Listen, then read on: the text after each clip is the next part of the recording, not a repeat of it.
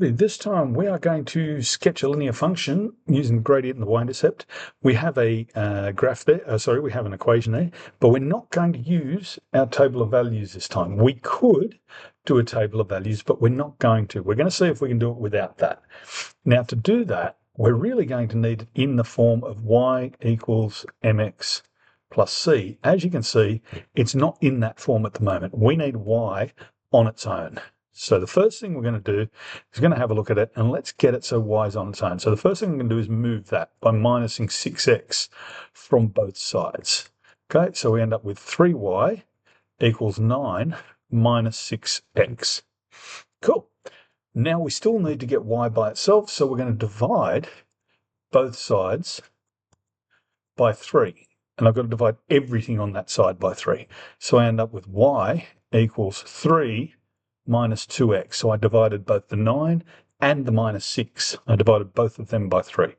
So now we're left with y equals 3 minus 2x. Now that is pretty much in that form, except we've got the x at the end.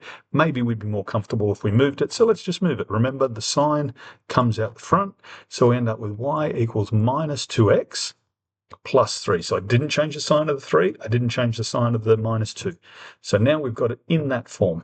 From there, we should now be able to tell ourselves what the gradient is and what the y-intercept is. So the gradient in this one is minus 2 because it's the coefficient of x, and the y-intercept is plus 3 because that's the constant on the end. Okay? So that tells us what we have to do the graph. So the y-intercept is 3, so it crosses the axis at 3. So there we go. That's our first point. Now the next bit is the gradient is minus 2. Now we've dealt with gradients and we know that they're rise over run. Okay. So in this particular case, we do have a rise over run. We've got minus 2, and I can rewrite that as minus 2 over 1. But basically we're going to go across 1, and this time our rise is a minus. So that just means we go down.